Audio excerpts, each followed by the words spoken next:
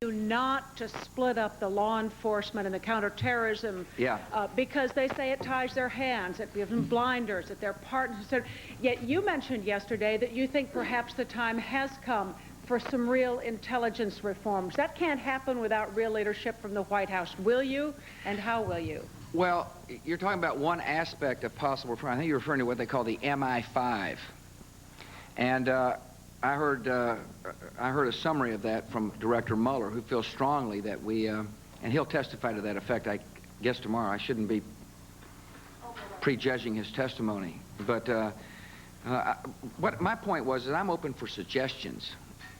I look forward to seeing what the 9/11 Commission comes up with. I look forward to seeing what the Silberman-Robb Commission comes up with.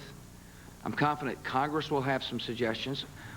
What I'm saying is, let the discussions begin, and I won't prejudge the conclusion. As the President, I will encourage and foster these kinds of discussions, because one of the jobs of the President is to leave behind a legacy that will enable other presidents to better deal with the threat that we face. We are in a long war.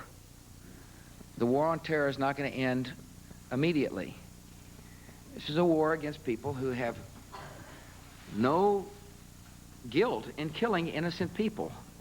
That's what they're willing to do. They kill on a moment's notice because they're trying to shake our will. They're trying to create fear. They're trying to affect people's behaviors. And we're simply not going to let them do that.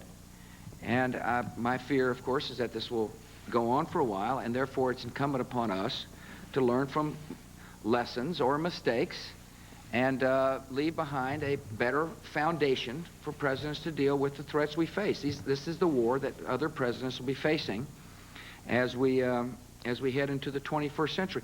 One of the interesting things people ask me, now that we're asking questions, is can you ever win the war on terror? Of course you can.